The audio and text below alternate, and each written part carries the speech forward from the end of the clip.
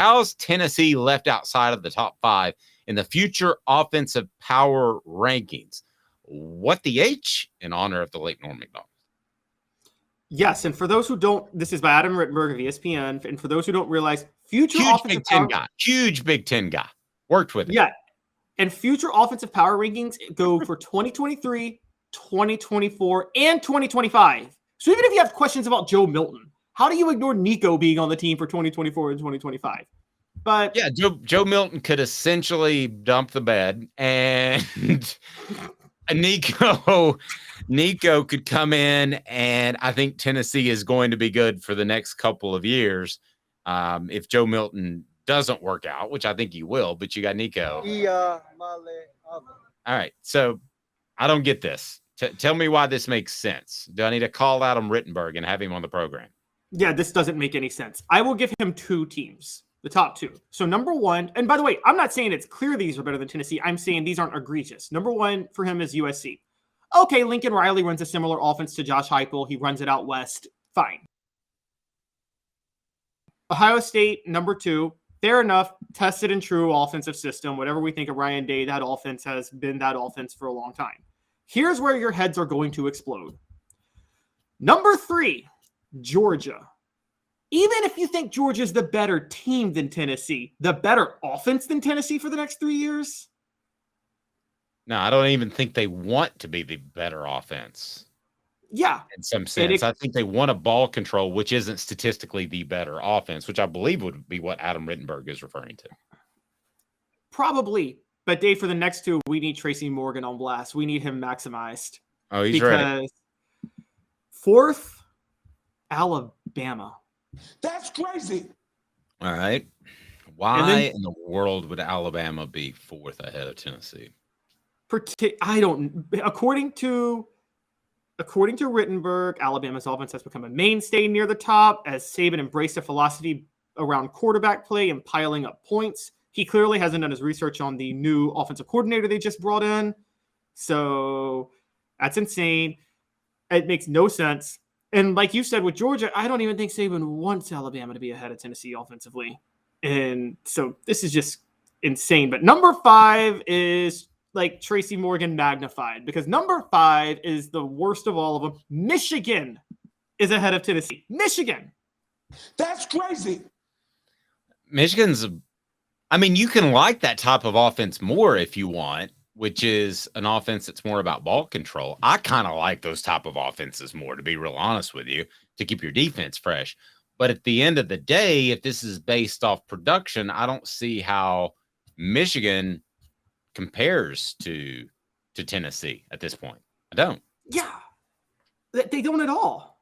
They don't at all. And like people, I guess they're looking at like points per drive or per possession or something like that. But I still think Tennessee was pretty high on that last year. I mean, I could be wrong on that, but I'm pretty sure that even if you factored that in, they were still near the top. Now, a great point brought up by Rocky Top Tom here. It's because Darnell Wright is gone, Dave. Our offensive line has a lot to prove. Now, Darnell Wright, I'm more of an offensive line guy than anything else. I think that's where games are won and lost. I hate that phrase, but it's true. Up front on both sides. Old school SEC guy, Dave. Yeah, but I am a Darnell SEC football in the 80s. But I tell who was the first to tell everybody that Darnell Wright was the best player on the football team? I told you that in August. Okay, so I'm not in any shape, form, or fashion trying to say that they just move on and everything's fine without him. But I do happen to think this year they have enough talent where they'll be just fine. My concern is what they lose for 2024 on the offensive line. But I think Tennessee's offensive line will actually be good this year. I'm not going to say better than last year because you don't lose a Darnell Wright and get better. But as a whole, I don't think they take a major hit. Now, I think they're a little thin on the interior. I don't think you want to lose a guard or Cooper, especially to injury.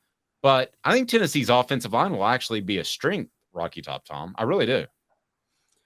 And also, even if it's a question this year, do we really think it'll be a question 3 years running? I mean, this Josh Heupel offense is tested and proven at 2 other stops. Well, no, I do have a question. I mean, I do have a question long term. I have a question in 2024, 2025. I think he needs more of these big cats to come in.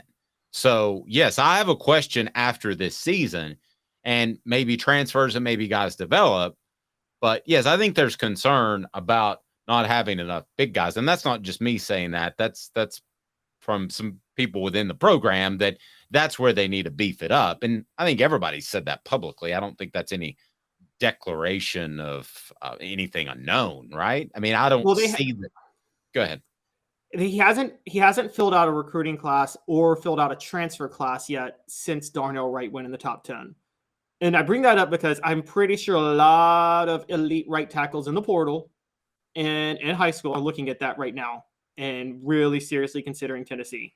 And you got to think, before that, I'm sure a lot of these guys felt that Tennessee was not a destination for offensive linemen to be able to thrive. But when Darnell Wright goes in the first round, when Cade Mays was drafted the year before, and Jerome Carvin inks a deal with the team as an undrafted free agent, I think you're starting to see offensive line realizing they could easily go to Tennessee and develop to NFL prospects. Yeah, I like Campbell and Mincy at tackles. Okay. I like Carrick at an interior position at guard a lot. I like Spraggins a little more than okay, but not a lot. And I think we all know that Cooper Mays is an all SEC top center. So I don't think their offensive line's an issue this year at all. I really don't. Even without Wright. But I think that in 2024 and 2025, that's, as someone told me, that's where it gets dicey. And that was the exact term they used. And I think it does get a little bit dicey if they can't continue to hit on transfers, in particular at the offensive line position, or they can't develop guys or go get the big guys. I mean, they haven't gone out and got a Cade Mays, for instance. You know, that type of 5-star guy coming out of school, a high school, that is ready to play. They haven't got that cat yet. And you need 2 or 3 of those cats pretty much every recruiting class. Because the old saying that I had was it's 50-50. You look at a recruiting class, 50% of the guys will be contributors or stars, 50% will be washed up and gone from the program. So you really need to hit on 2 elite offensive linemen a year at the very least, and supplement them with some 3-star guys as well. But I don't see that yet. Maybe that happens, but right now it seems like they're having more success at other positions. But the great Derek Dooley determined that you don't need an offensive line. You can go a full class without an offensive line. I will tell you this. And that reminds me, when he said that a running back makes a great offensive line more than a great offensive line makes a running back, I was so close, because I was considering a career move at the time. Anyway, I almost put my pen and pad down and walked out of the room. It was the most absurd thing, that a running back makes an offensive line more than an offensive line makes a running back. That was his first spring practice. I will never forget that. And then I remember his exact example was LaDainian Tomlinson has made yards no matter who he's run behind. I'm like, well, he's been running behind a great line for like 10 years. So, and you don't have a LaDainian Tomlinson.